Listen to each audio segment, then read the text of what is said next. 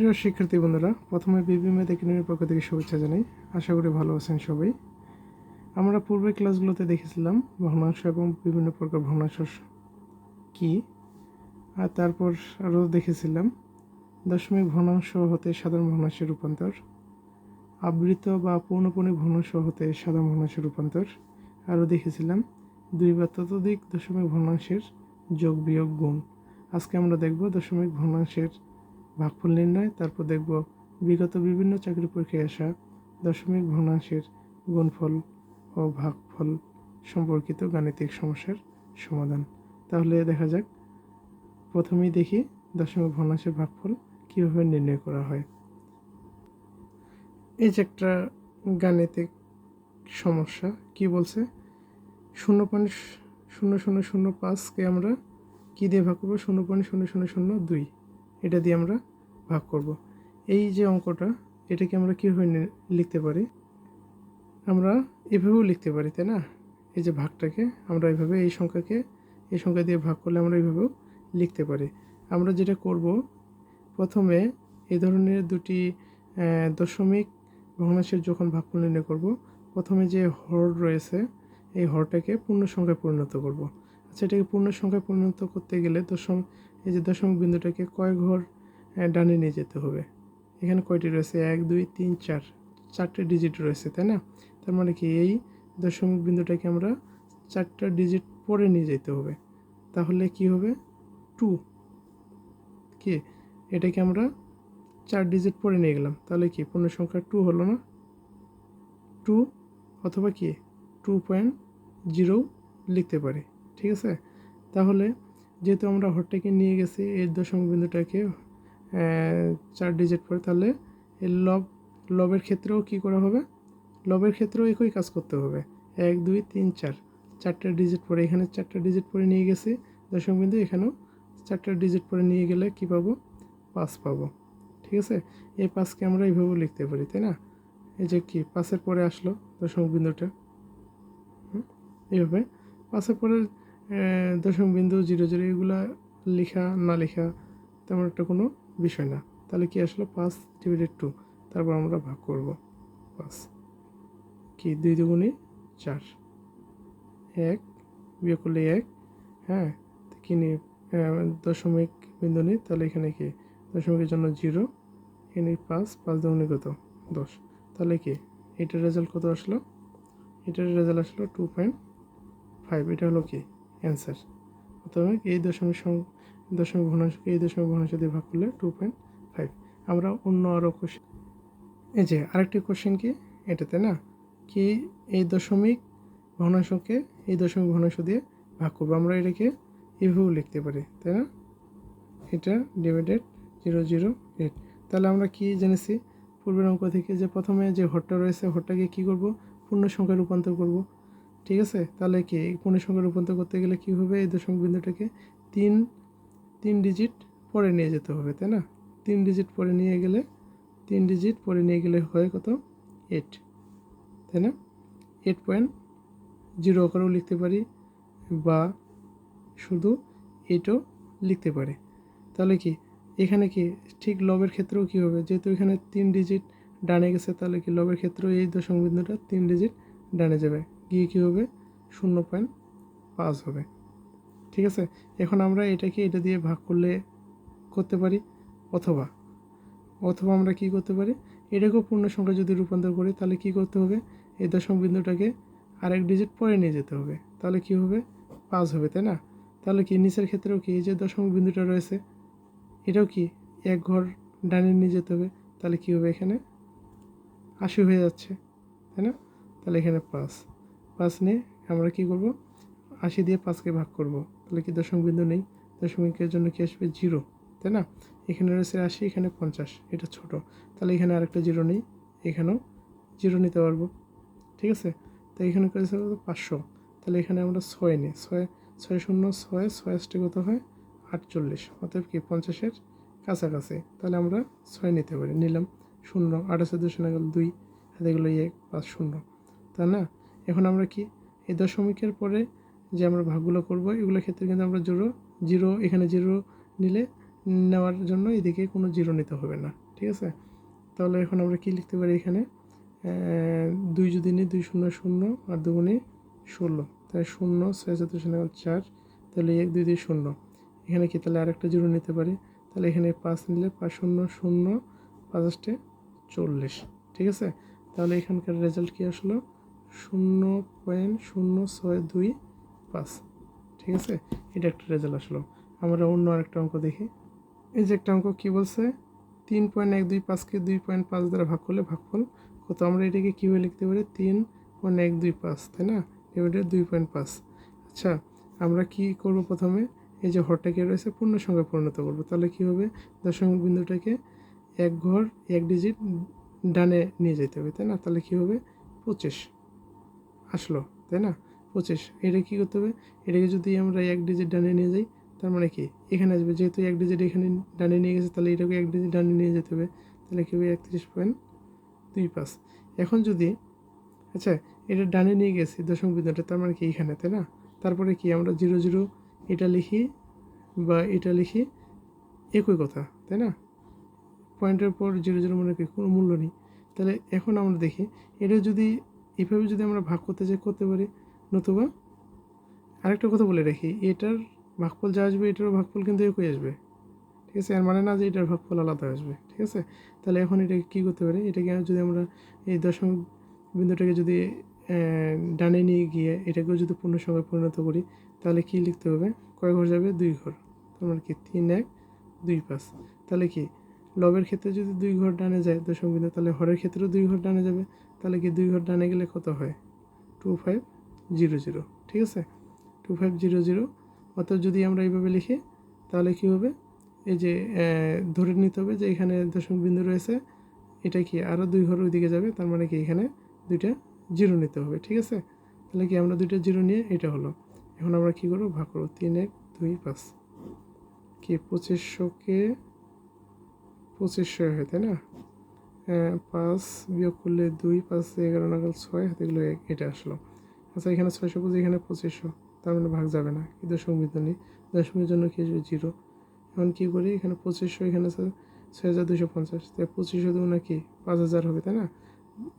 2 0 0 2 0 0 2 5 2 2 0 তাহলে 1 2 2 4 1 5 0 5 2, হ্যাঁ 5 6 নাম্বার তো 1, তাই না। দশমিকের পরে এটিকে ছোটো এটা বড়, তার মানে এখানে একটা 0 নিতে পারি, তাই না। এখানে যদি আমরা 5 নিই 5 0 0 5 0 0 5025 5 এগুলো 2 5 2 10 2 12, তার মানে কি মিলে গেল। তাহলে এখানে ভাগফল হচ্ছে কত, এই সংখ্যাটাকে যদি অর্থাৎ এই দশমিক ভগ্নাংশকে যদি আমরা এই দশমিক ভগ্নাংশ দিয়ে ভাগ করি 3.125 ভাগ 2.5 ইকুয়াল টু কি 1.25, এটা হলো কি অ্যান্সার, ঠিক আছে। এই যে কোশ্চেনটা, এই কোশ্চেনটা এসেছিল কত, স্বরাষ্ট্র মন্ত্রণালয়ের অধীন কারা তত্ত্বাবধায়ক পরীক্ষা এসেছিল, ঠিক আছে। এর আগের যে অঙ্কগুলো আমরা দেখেছি, যেমন এই অঙ্কটি, এই অঙ্কটি সলিউশন দেখেছি। এই অঙ্কটি এসেছিল শ্রম অধিদপ্তরের রেজিস্ট্রার এবং একটি বাড়ি একটি খামারের পরীক্ষা এসেছিল 2017 সালে। তো এখন আমরা দেখব বিগত বিভিন্ন পরীক্ষায় যে দশমিক ভগ্নাংশের গুণ এবং ভাগফল সম্পর্কিত যে কোশ্চেনগুলো এসেছিল সেসব কয়েকটি কোশ্চেন নিয়ে আলোচনা করব। যেমন এখানে কয়েকটি কি দশমিক ভগ্নাংশ রয়েছে, 3টি দশমিক ভগ্নাংশের গুণফল নির্ণয় করতে হবে। এটা এসেছিল কত 39তম বিসিএসে। যখন আমরা এই ধরনের গুণফলগুলো নির্ণয় করব, আমি পূর্বের ক্লাসেও আলোচনা করেছি, আজকে আবার বলছি। আমরা প্রথমে দেখব যেটা ফার্স্ট স্টেপ যেটা কাজ করব সেটা হলো এই যে দশমিক ভগ্নাংশগুলোতে যে পূর্ণ সংখ্যা বা পূর্ণ ডিজিট রয়েছে, এই যে 0 ব্যতীত যে পূর্ণ সংখ্যাগুলো রয়েছে বা অঙ্কগুলো রয়েছে সেগুলো কি করব গুণ করব, কি 4 2 8, ঠিক আছে। এখানে কি 0 ব্যতীত যে পূর্ণ সংখ্যা বা যে ডিজিটগুলো রয়েছে অঙ্কগুলো রয়েছে, 0 ব্যতীত যে অঙ্কগুলো রয়েছে সেটা কি 4 2 8, এগুলোর কি সাধারণ গুণফল নির্ণয় করব। আর 2 × 16 4 16 কত 64। তারপর সেকেন্ড স্টেপে দেখব সেকেন্ড স্টেপে দেখব কি, এই যে প্রথম দশমিক সংখ্যা দশমিকের উপর কয়টি অঙ্ক রয়েছে? একটি। এই দ্বিতীয় দশমিক ভগ্নাংশে এই দশমিক বিন্দুর উপর কয়টি অঙ্ক রয়েছে?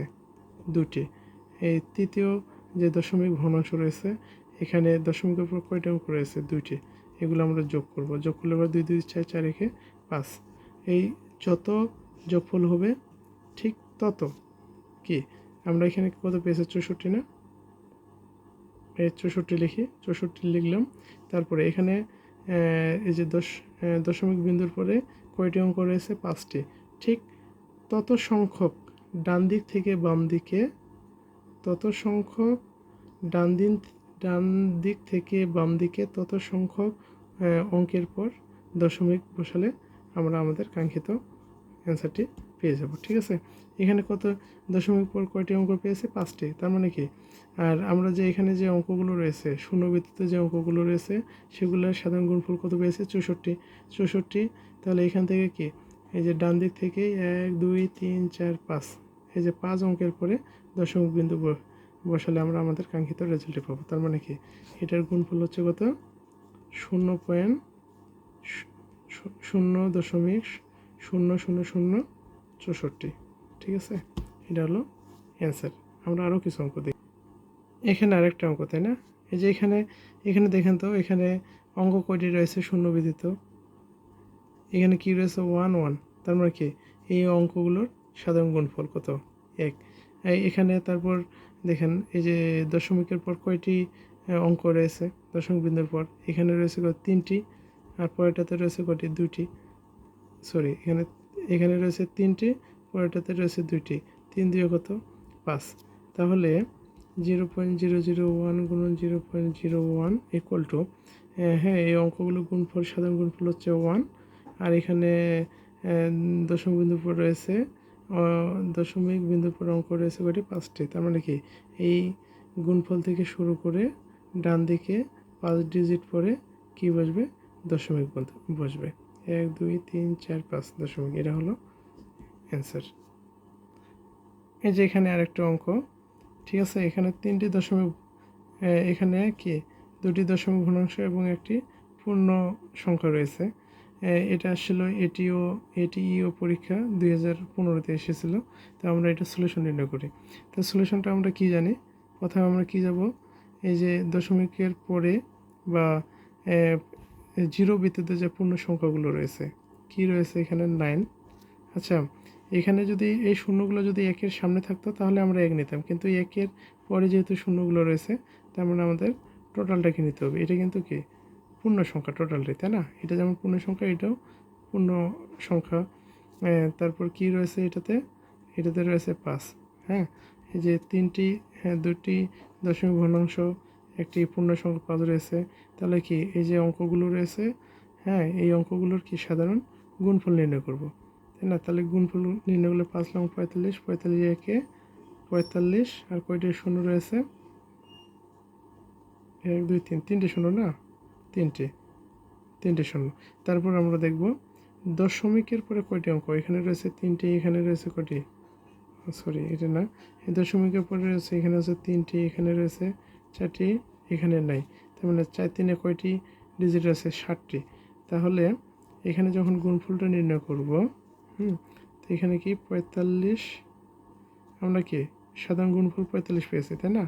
এই 45-এ পরে আর দশমিক বিন্দুর পরে রয়েছে কয়টি? এখানে 3টি, এখানে 4টি, 4 3-এ 60টি, এখানে তো নেই। তাহলে কি হবে? এই যে গুণফলটা পেলাম, এই গুণফল থেকে ঠিক ডান দিক থেকে বাম দিকে 7 ডিজিট পরে দশমিক বিন্দুটি বসালে আমাদের কাঙ্ক্ষিত অ্যান্সারটি পাবো। তার মানে কি 1 2 3 4 5 6 7। ঠিক আছে, এটি হলো আমাদের অ্যান্সার। যেহেতু পয়েন্টের পরে যেহেতু এখানে 0 রয়েছে, তাহলে এটাকে আমরা এইভাবে লিখতে পারি 0 0 45। ঠিক আছে, 0 0 45 এইভাবে লিখতে পারি, ওইভাবে লিখতে পারি, এই হিসাবে। এটা হলো কাঙ্ক্ষিত অ্যান্সার। ধন্যবাদ সবাইকে। আমার যে অঙ্ক প্লাস আমার যে ক্লাসগুলো, এগুলো নিয়ে যদি আপনাদের কোনো ধরনের কোশ্চেন থেকে থাকে অবশ্যই আপনারা আমাকে কমেন্টে জানাবেন। আর যদি ভালো লেগে থাকে লাইক কমেন্ট শেয়ার করবেন, আপনার বন্ধুদের সাথে শেয়ার করবেন, তাদেরকে এই চ্যানেল সম্পর্কে বলবেন। আর অবশ্যই আপনারা আমার সম্পূর্ণ ক্লাসগুলো দেখবেন, অবশ্যই ভালো লাগবে এবং আপনাদের জন্য অনেক উপকারে আসবে। আপনারা আমার সাথে থাকুন, আমি অবশ্যই আপনাদের সাথে আছি।